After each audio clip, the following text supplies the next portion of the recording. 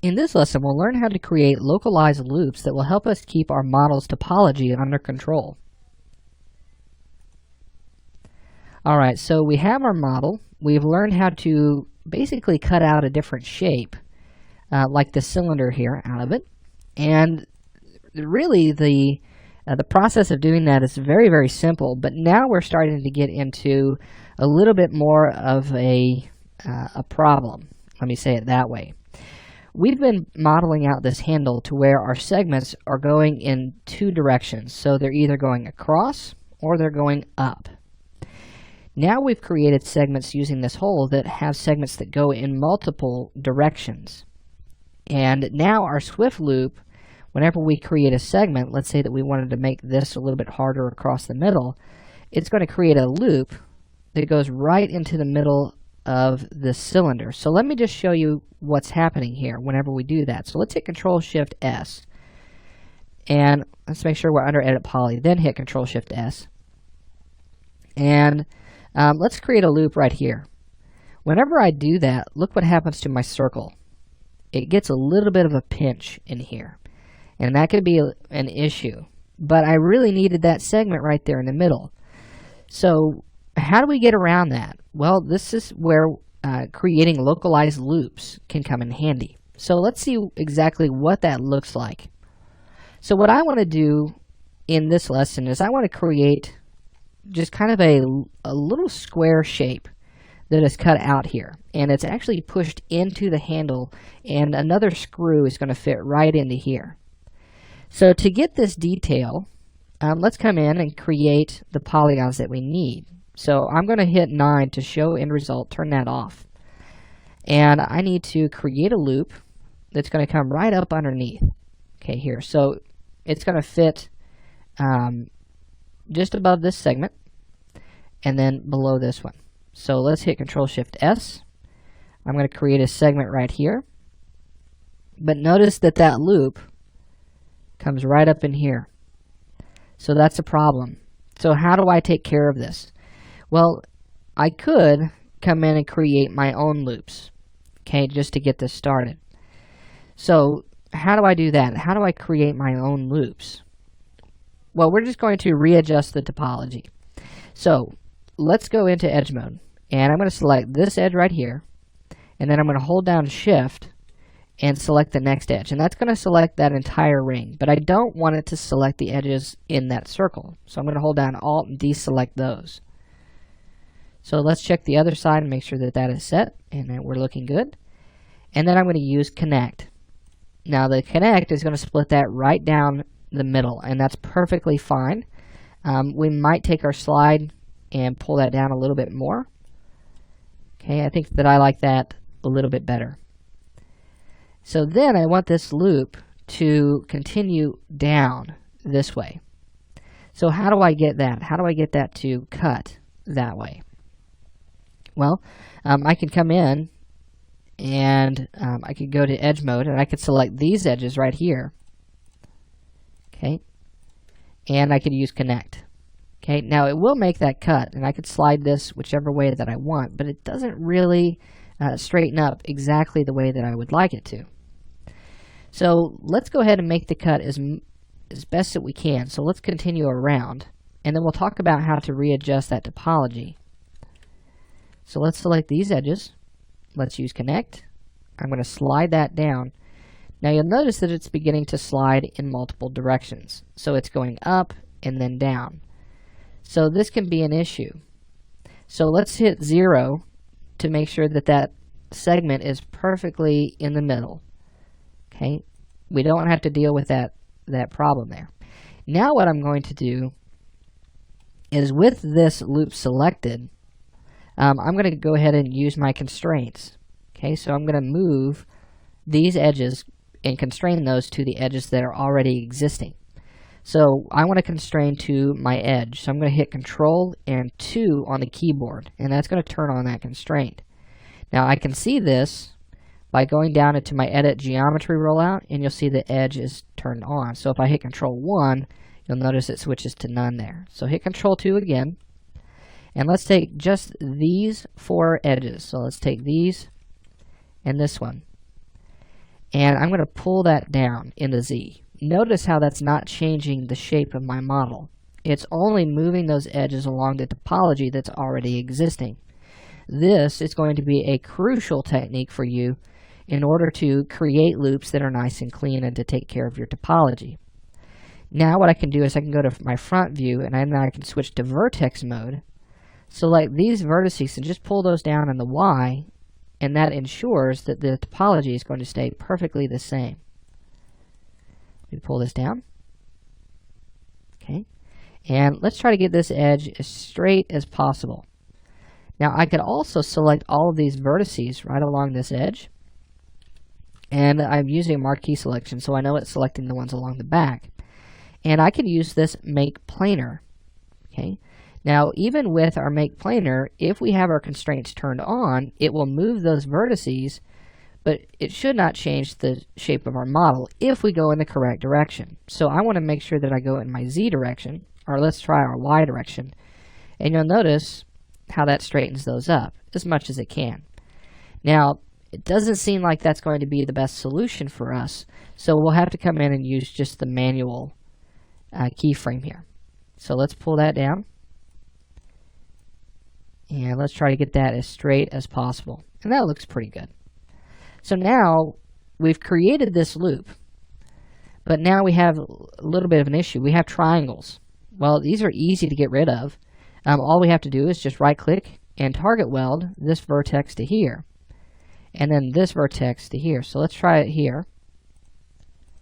Now that one used target weld and that one did just fine, but why didn't this one work? Well, that's because there are no segments in between them. So let's cut it first.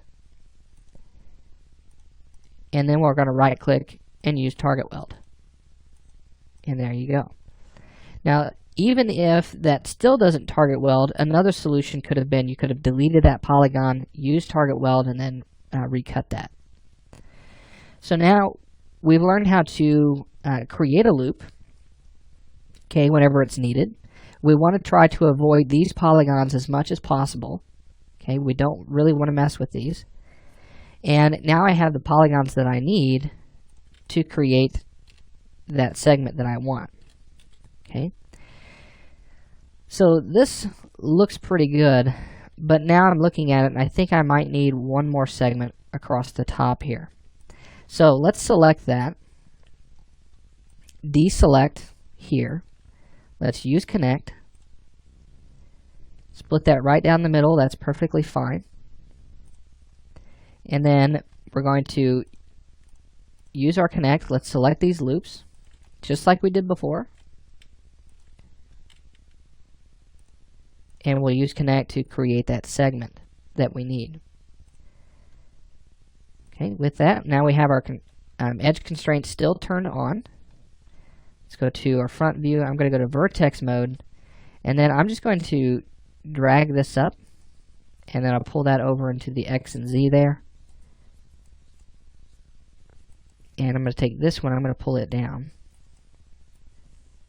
And I'm trying to get it to match right into this segment here. Now if it doesn't match perfectly, that's okay. We just want to make sure that we go up and around this cylinder. So I might pull that up a little bit more. Let me pull this one in. And let me take this one and pull it in. So this loop is going to come across, but then it's going to go up and around our cylinder shape. So now let's right click and we'll cut from here to here. And let's also do the same thing on this side. So right click from here to here. And then we also need to take care of this on this side. So now let's right click, target weld. Let's make sure that we get that there and this one here. And then I'm going to go from here to here and here to here. So we still have our quads. We've got our segments that we need. And everything is still doing just fine.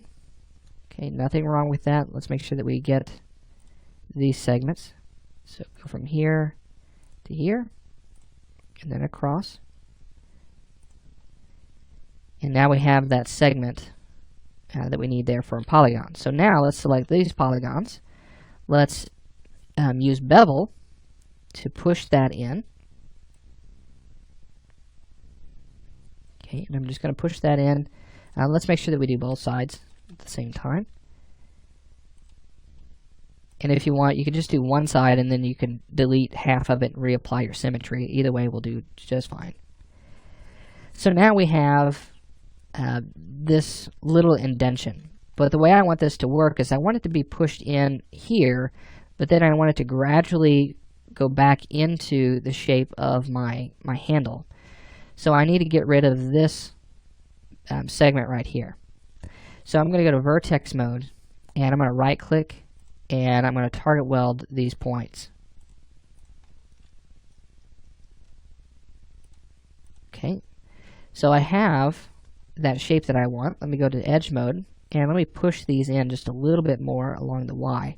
Now remember, we have our constraints turned on, so let's hit Control 1 to turn that back to none, and then we'll push that back in. So now I have that shape that I was looking for, but now I have triangles, and it's not going to be a good thing for me here. So what I want to do is I'm going to go ahead and terminate a segment right here in the middle, and that will turn these triangles into quads, and then split this polygon right down the middle here. So let's go ahead and hit Control-Shift-S for Swift Loop.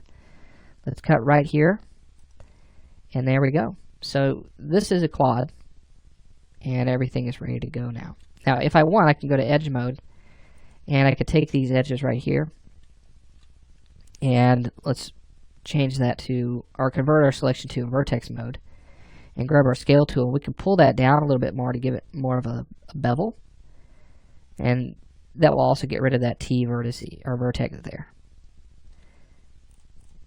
Okay, so we've got a nice little shape there, but now that we look at it in Turbo Smooth, it doesn't really look that great. It's not as hard as I would like it to be. So let's go ahead and use Control-Shift-S or Swift Loop. Make sure we're under Editable Poly. Let's turn on Show End Result by hitting 9 on the keyboard, and let's start to make some cuts. Let's hit 2 to go to Edge Mode, and let's make some cuts to harden this up. So I'm going to cut right here along this edge, and that's going to harden up that edge right there. And notice, because we've created that loop, it goes all the way through and doesn't bother our cylinder. Next thing, let's go here and cut underneath there. Okay, there we go. And again, we've hardened that edge up right there. But now, I want to cut across right here to make that more of a square shape. So that looks good. Now, one more issue is I need it to be really tight here along the bottom. But you'll notice that if I try to cut from here, it's going to go right into my cylinder. And it's starting to create that odd shape again. And I don't want that. So how do I take care of this? Well, we can use a localized loop. Now, localized loops can be easily created. In fact, you've already done it, whether you realize it or not. You've done this by using the Inset tool. And this is a great tool to use. Now, before I use the Inset tool, let's take care of this edge right here that we created. That was that Swift Loop. Let's hit Control Backspace and remove it. The reason that I want to remove it is because there was a very small set of polygons right here. And the Inset tool can create some unexpected results on small polygons like that. So let's go back to polygon mode and select these. And then we're going to use Inset. And we're creating a loop. And I want it to be pretty close to the edges there. That looks great. And now let's turn on Show End Result. And you'll see that it hardens up around that edge there. Now I can just hit Control-Shift-S for my Swift Loop again, and then I can cut across that, and you'll see that that shape is now nice and neat. Okay, it looks really good.